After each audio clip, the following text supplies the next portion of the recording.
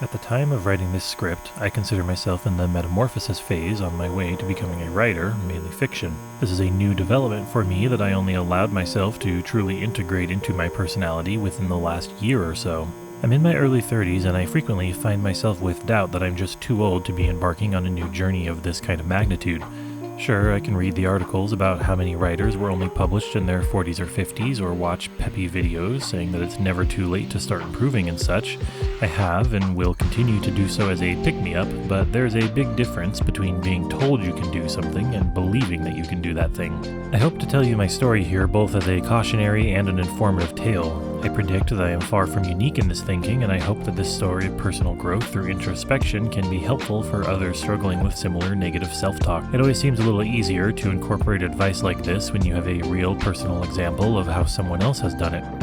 That's my hope, at least. So, back to the problem. I had been turning this conundrum over and over inside my head for quite some time. It seemed to be some combo of imposter syndrome and simple low self-esteem. Some days I feel like I am, as one of my favorite anime, Hugto Precure, advocates for.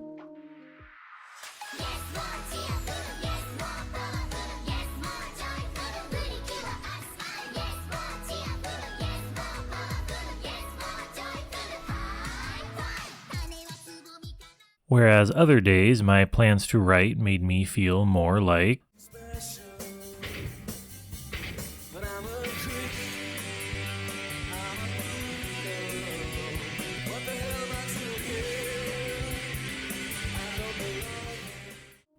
As part of the process to try to figure out what's going on with myself, I turned to my MBTI personality type, as I often do, the INTP. If you don't have the full context for this, don't worry. I believe this video may be broadly applicable to any type, and I will briefly explain so that we can all be on the same page. INTP type loosely means that I'm an introvert who prefers to use my internal thinking function, followed by external intuition, to organize my internal world and to structure my cognition. Others instead may prefer feeling or even real-world sensory information. However, being a thinker type with T in the name doesn't inherently mean that you are smart and feelers are dumb or anything like that. Simplistic pop culture views of intelligence are not what most personality systems mean by this. My primary function, internal thinking, aka TI, tends to be primarily interested with logical structures and frameworks of understanding that work from a bottom-up standpoint and prioritizes personal understanding and usability over what might work for people that aren't me. This is opposed to extroverted thinking, aka TE, which is more top-down and concerned with reason and ideas that tend to work for most people most easily, rather than prioritizing understanding for the self like my TI prefers. As an INTP, I can dip into TE when needed, but I may wield it slightly clumsily and not feel confident when forced to ditch TI reasoning. In general, the strength of TI is understood as the ability to analyze and tear down concepts into smaller and smaller pieces until you finally reach a holistic, full understanding, under ideal circumstances at least. It's generally much slower but much more thorough than TE, which is the general dynamic of all the introverted versus extroverted functions. Being an INTP also means that I gather data, or perceive, with extroverted intuition, which works with a similar dynamic as intro versus extro thinking, but this intuition is most concerned with making many connections between all manner of things, both concrete or abstract. This is why we tear down bigger concepts into small problems. It's much easier to make meaningful or useful connections when you eliminate as many irrelevant aspects as context allows, and you'll never know what's relevant unless you're constantly cataloging relevancy in your life. If you are confused, but perhaps interested to know more, I am working on an introduction to personality type theory video. Hopefully, I will avoid the false solution-oriented self-help mindset that many who stumble into MBTI and Jungian personality systems currently stigmatize them with. In the meantime, there's no shame in pausing this video and searching cognitive functions on YouTube or Google, and there's a ton of info out there. I'll link to some of my favorite suggestions below as well. Moving on, in addition to personality type, I also turned to my ADHD diagnosis to hopefully explain these huge swings in confidence. But I was noticing that I felt this way both on and off my prescriptions, so it was clear to me that I would need to expand my search for a full understanding. Additionally, I do want to note that I am somewhat familiar with the diagnoses criteria for bipolar and borderline disorders, and I believe that that was not applicable in my situation here. Now you, basically, have all the tools that I previously was trying to use to figure out my problem. Yet I came up with no workable answers. I kept bouncing between good days where I felt confident and capable, and bad days where I was full of self-doubt and trepidation about, well, pretty much everything. When you feel that you do not deserve confidence, for whatever reason, you tend to have trouble enjoying much of anything. Then, while searching for some outside help, I happened to pick up a book targeted directly for INTPs. In fact, the headline title of the book is simply The INTP. It was written by a fellow INTP with a doctorate degree, so I figured if anyone in my demographic knew how to stay motivated, it was probably this author, AJ Drenth. He also runs a cool website that I've read in the past, Personality Junkie. This turned out to be a great instinct. I consumed the ebook on my Kindle within 2 days, and I just couldn't stop reading until I had finished and kept finding more and more insights into my particular mental state at the time. I had found what seemed to be the problem after all this time.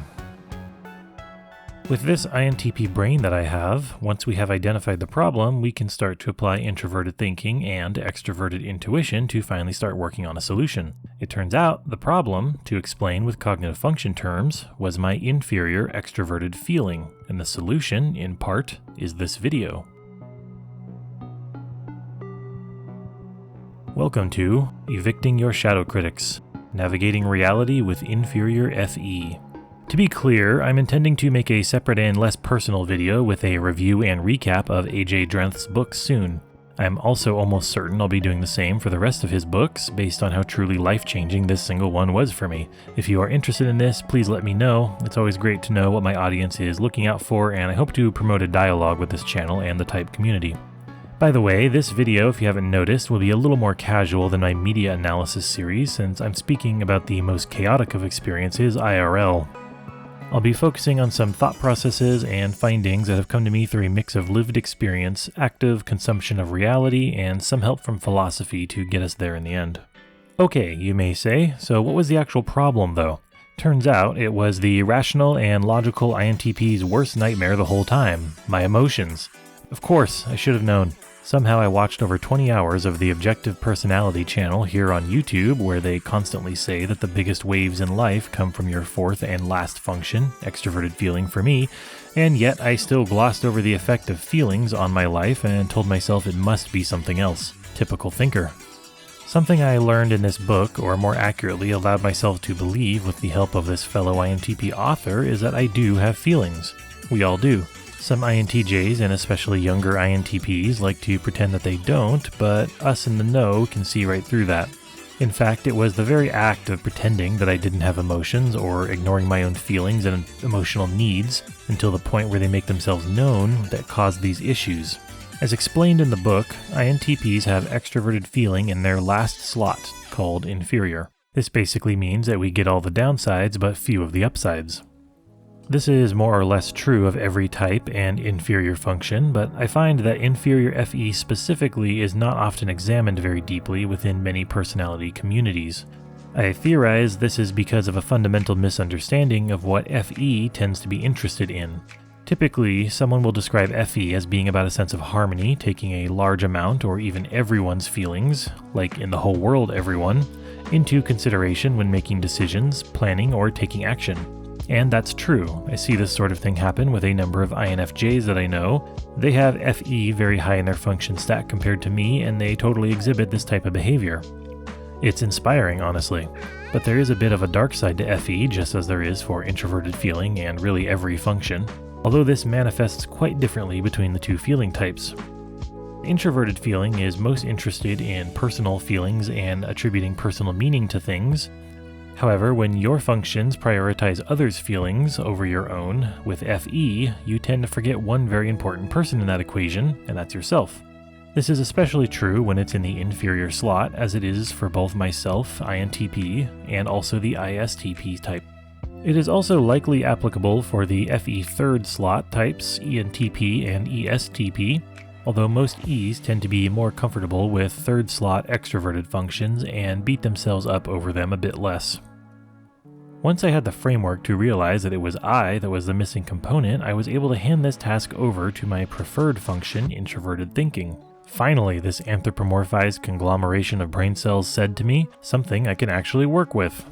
So I began to tear this unhealthy thought process down into its base components. I will now share the results of this internal work, and I'll explain some tips that I found to be helpful, show off some insights gleaned from others who explore type, and throw some accountability into the world for myself to ponder the next time that I'm feeling self-defeating. Let's begin. Part 1. You are the one in control of your brain bouncer. I know this might sound obvious, I know it did to me when I had this so-called epiphany, but I never allowed myself to fully believe this until just recently. The people that you let into your head, not real humans of course, but the projections of real humans that you pick up throughout life and turn into your innermost voices, are the ones that are going to be there when you are at your worst as well. I feel like this is commonly understood in wider society, even if it's just a subconscious knowledge for most, but there is a component that I was missing in my understanding. Again, that it's me that lets those people in the first place. I frequently find myself visualizing my self-critique and negative thought patterns as a kind of faceless mob trying to tear me down. I have wondered where these people come from and why they seem so persistent in the past. They tell me the things that I worry about, the things that, when I'm being creative, such as here on YouTube, I don't want anyone to say to me, even if I think I don't believe those things myself. Things like, you know that MBTI is just pseudoscience, right? And accusations like, you're spreading misinformation.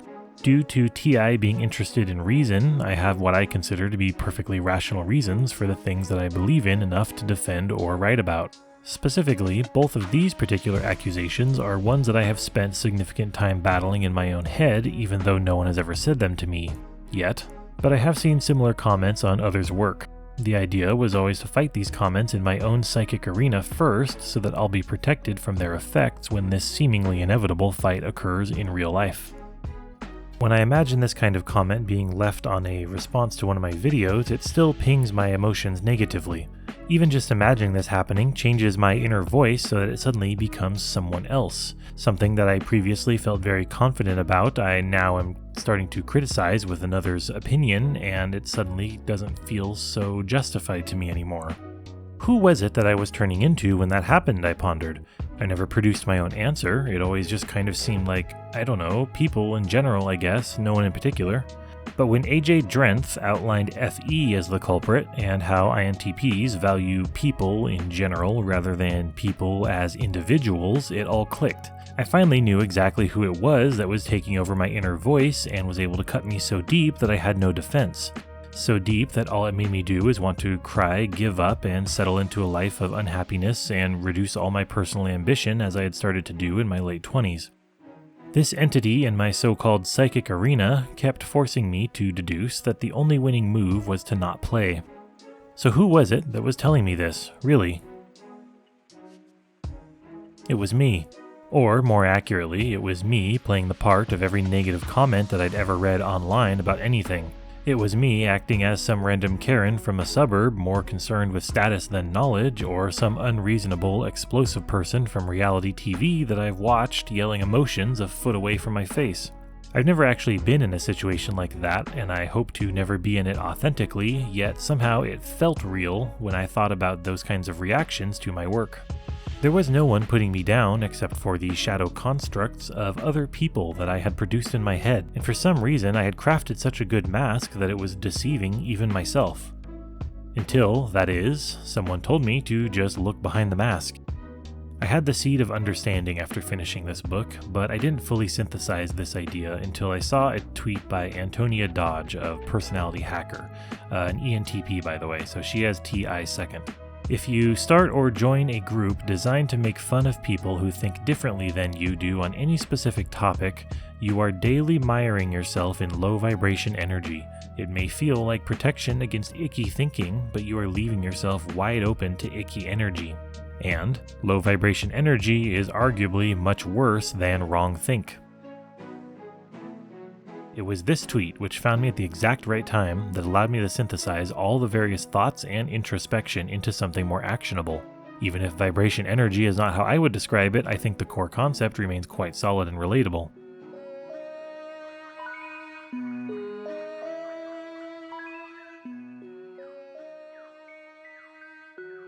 What I realized I had done is seek out the people who I thought were the most likely to criticize me and, this is key, also the people least likely to listen to logic or reason, the people most likely to be arguing with me in bad faith, and I internalized those people. I had done exactly what Antonia mentioned, but even worse. I had crafted my own perfect nemesis, an INTP kryptonite, and I told myself those not even real people were lurking around every corner, waiting for me to make a mistake before they'd swarm.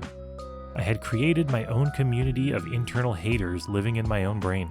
This was a real third eye opener, but with TI, I can't rest until I understand why this had happened and hopefully solve it at the source. The easiest culprit to convict here is the subreddit r/I am very smart, which I will use as a clear example here, even though in reality this is an unhealthy mindset that I had cultivated through most of my own life from many sources. I am not intending to judge anyone who frequents this or similar subreddits, but I do somewhat hope that you pause to consider whether you have a healthy relationship with negativity-focused communities like this, if you have not before, or if you thought you have, but like me, you're kind of lying to yourself. To summarize, I Am Very Smart is a place to basically call out immature people, whether they are actually immature in age or simply suffer from some kind of emotional immaturity, making a fool of themselves by attempting to flaunt their perceived high intellects online.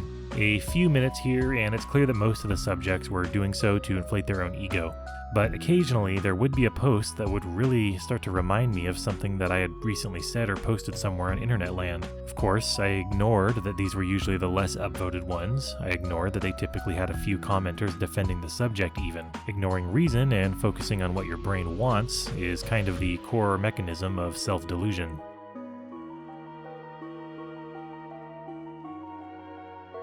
I was, and to some degree still am, worried that I'm going to come off as a haughty know-it-all who thinks he's better than everyone else.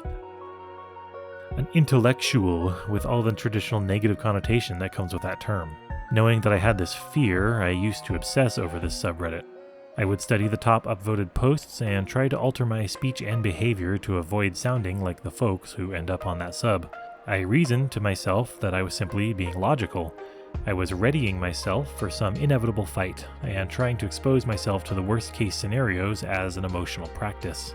In reality, what I was doing is creating a customized panel of shadow people all specialized in hurting my feelings, the very same feelings that I knew were a weak spot and wanted to harden in the first place. These shadow people are all the commenters that I both read directly, and the ones that I had just started to assume were in the posts that I was too scared to even open. At a certain point, I had seen enough to understand the common complaints, at least with the intuition-preferring types, which the N in INTP indicates. Once you have enough of a data set to extrapolate from, you might as well have infinite examples. At that point, you have internalized the negative energy. And so, when I would be happily energized and working on a creative outlet, I'd spend most of a day or at least a few spare hours working on it.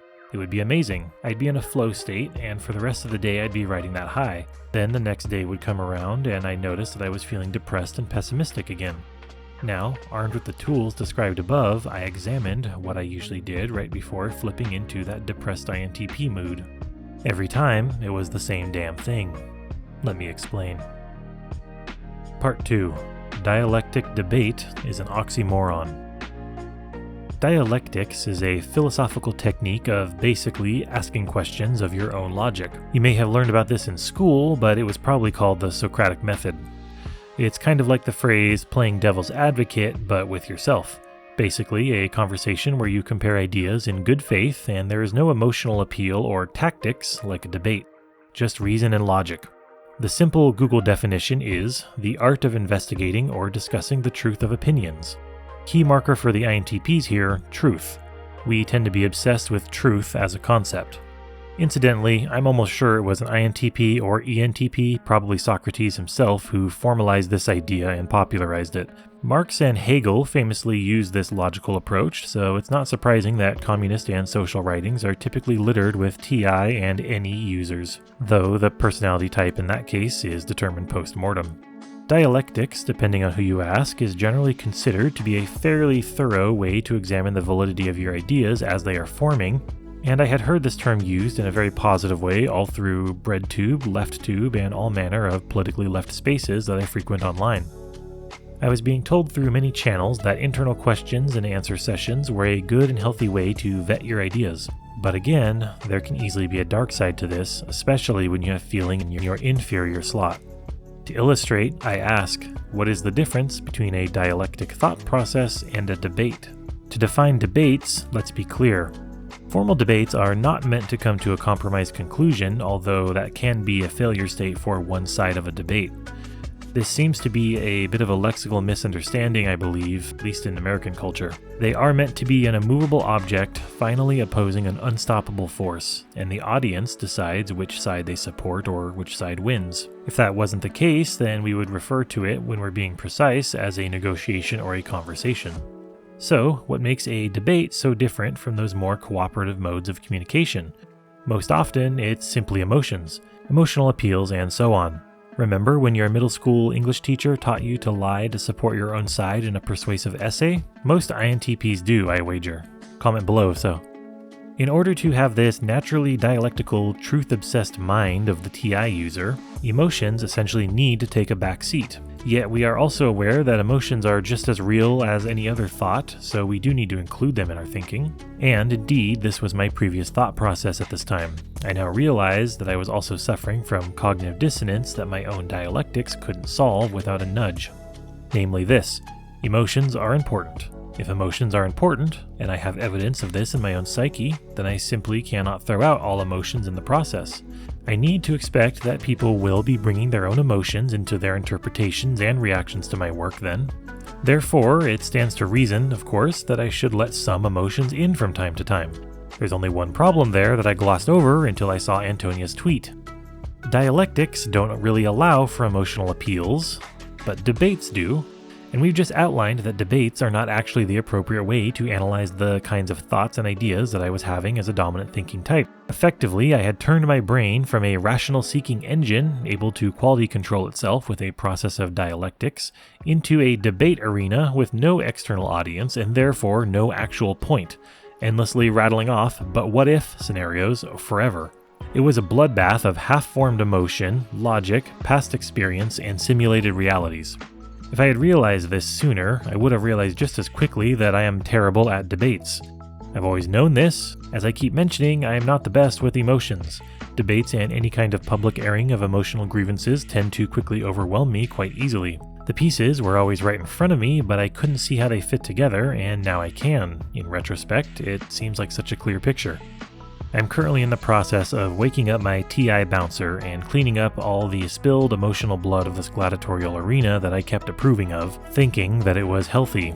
It's not that I am throwing all emotions out onto the street, but I now realize that the emotions need to sit in the stands and watch when the developed functions are working out my issues and going through my dialectical process.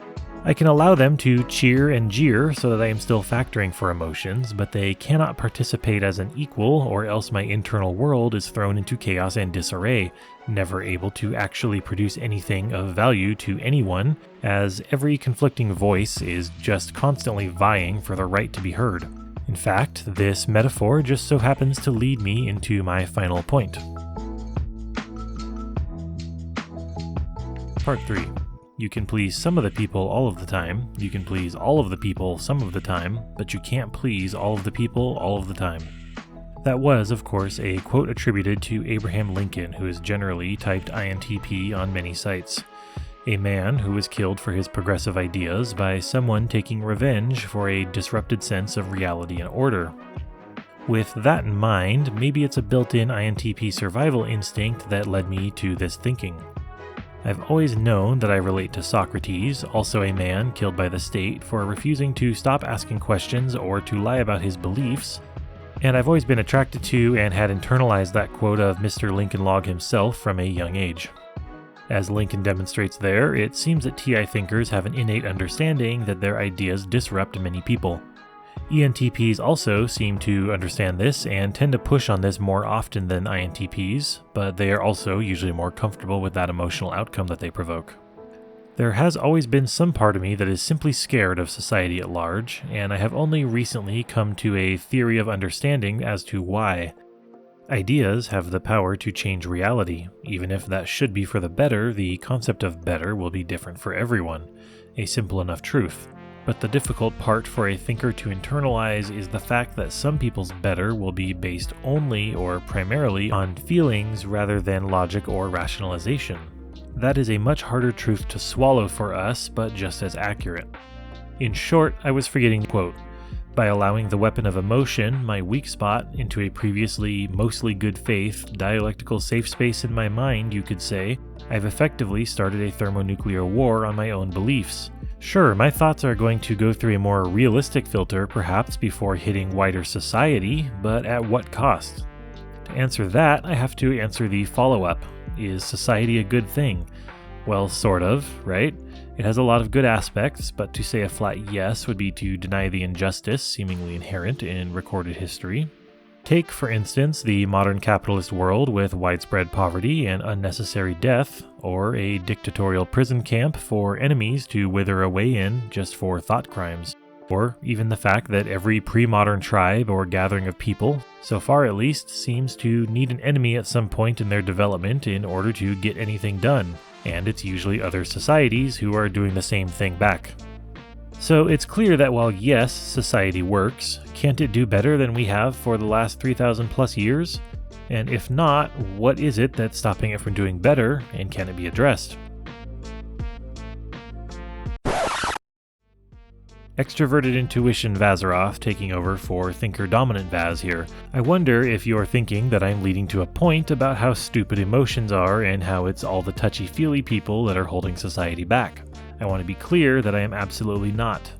Unfortunately, I think that a lot of folks, especially those on the not-so-left side of the political aisle, do actually end up in this anti-softness, anti-feelings mindset as their final ideological and philosophical stopping point.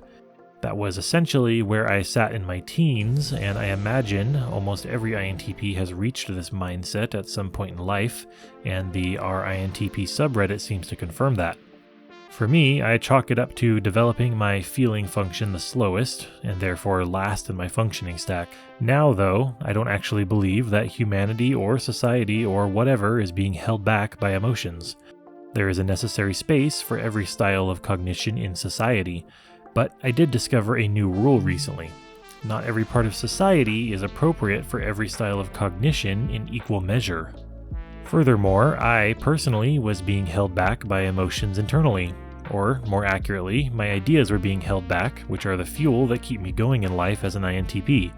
Every type is happiest when they're doing something that seems valuable or useful, and my ideas are what make me feel useful both to others and myself. It's not that I wasn't factoring for others' emotions at all, like I might have been tempted to when I was 18. That, I feel, I am able to currently address adequately with my current level of development here in my 30s after being married to a feeler. It was my own emotions that were holding me back, under the guise of hardening those very same emotions that I knew were my weak spot. What I was doing was allowing myself to be held to judgment by only the lowest common denominator. In my head, I had constructed a subconscious rule that evaporated in a puff of smoke once I shone my conscious light on it. That rule, from what I gathered before it puffed away, was thus. If I can imagine an argument that someone may have with anything that I think and want to share, no matter how rational their argument may or may not be, I will attempt to reform my ideas until I can no longer make that argument against myself. To explain, since I have learned that most people don't have this rule-obsessed mind that most of us INTPs seem to naturally, I would come up with some kind of idea for a project or even just an interesting way of thinking, like a type of philosophy or something, and then I would begin to work it out through a kind of emotional simulation. I'd imagine as many diverse types of people as I could, all personality types, all backgrounds, all careers, nationalities, subcultures, etc. As many as possible. I'd think of your average Redditor, I'd think of your average Twitter user, average YouTube commenter. That last one is especially difficult to be in the shoes of, by the way, and if you leave an on-topic comment below, you'll prove me wrong. If I could think of at least a few people having an issue with my thought, no matter how illogical their criticism, no matter how self-centered or missing the point that criticism might be, if it seemed like it could be something that someone would tell me, I would attempt to mold my idea into something that this shadow person could no longer have a problem with. I was, in essence, giving in to the tyranny of the masses and suppressing my entire being simply to fit in and minimize conflict. In doing so, I was minimizing myself. This was the cost I had discovered of letting my inferior function sit at the adults' table.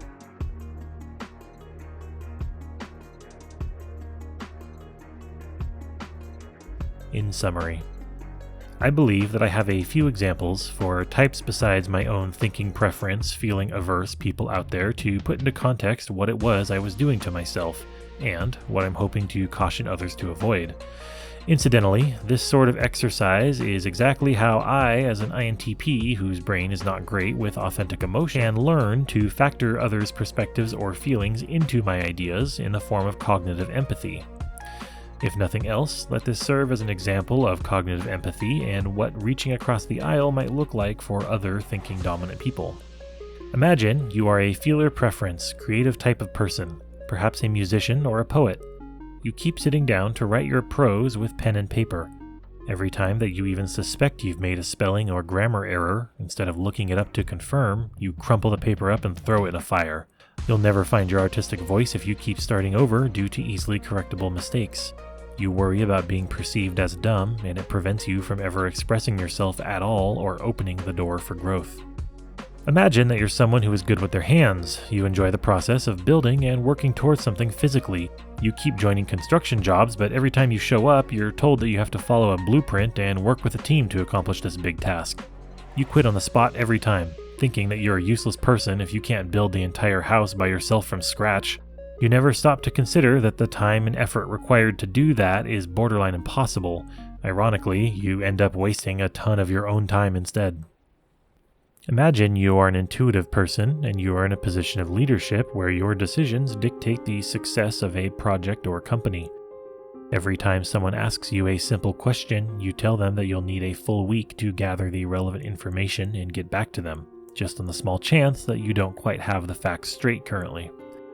You'd be drowning in questions and never getting any work done at all, and your project or company would surely fail. In all of these examples, the person is acting inauthentically to their core being, their personality. None of them are actually accomplishing much of anything, while they are overemphasizing and being a slave to their least developed function. This was the standard that I was essentially holding myself to as a thinking preference person. I was ensuring that I was judging myself the most harshly on the things that I am naturally the worst at. Even now, the shadow of being perceived as a snob or intellectual bites at my ego, aka my feelings, but I force myself to write and then perform these words as an act of defiance against that fear. Somehow, I have all the logical framework right there, but I still can forget to apply it to myself without constant vigilance. That vigilance is maintained by the brain bouncer from earlier, and it seems like he needs a lot of training.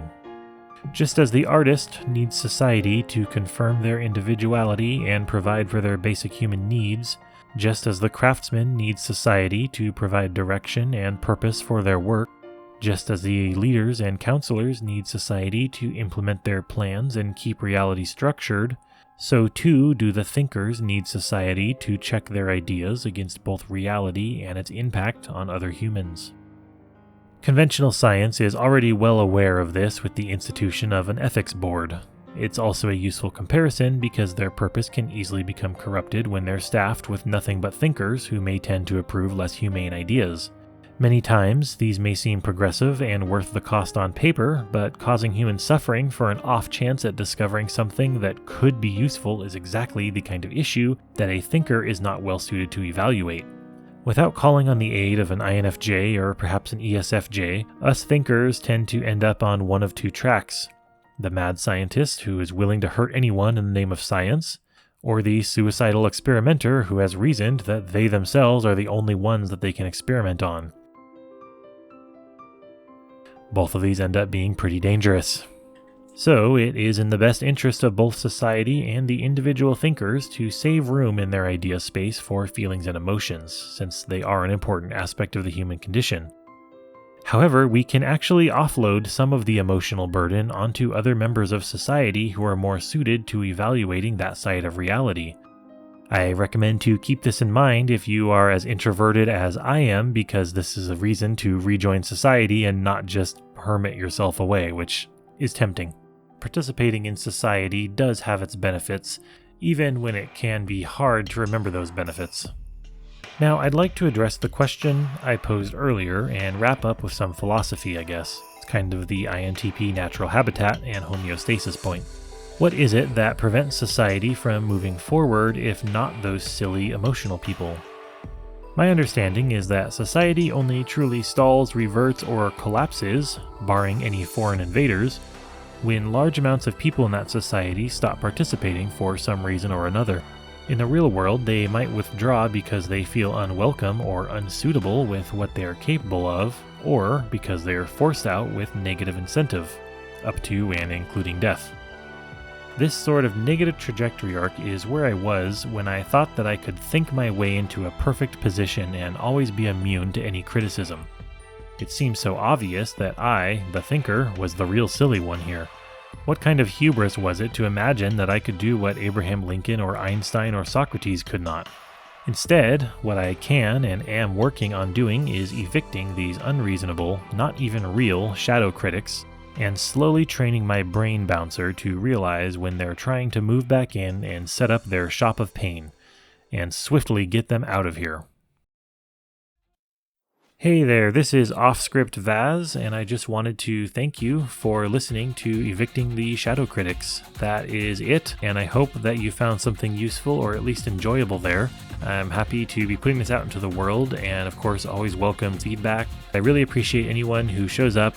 This is a very small new channel, and leaving comments or sharing especially anything is super appreciated. I know that you're going out of your way to do this for me, and I really do appreciate it. I do want to say that I have a sort of a sponsorship, a partnership.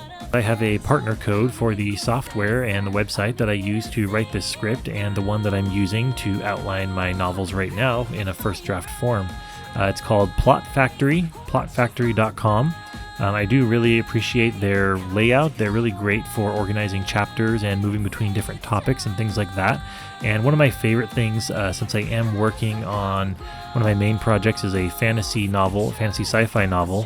And they actually have a bit of an internal wiki. You can set up character profiles, you can set up plot points, and there's all kinds of really cool templates in there. So VAZZ.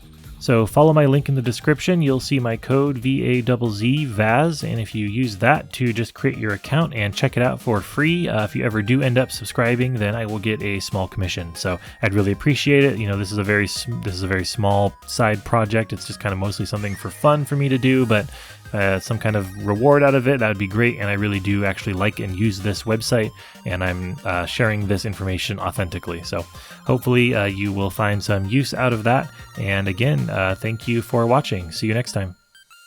Under the guise of hardening those very same emotions that I knew were my weak spot. Wow, knew were my weak spot. Knew my weak spot. Were my weak spot. That I knew were my weak spot. That I knew were my weak spot. That I knew were my weak spot. Those very same emotions that I knew were my weak spot. I knew were my weak spot. Valid and worth thinking, I must have inspected them from every possible angle. This sort of self-defeating negative trajectory is where I put myself by tricking myself into real thinking, by tricking myself into thinking, by tricking myself to think. This sort of is audible. This is audible.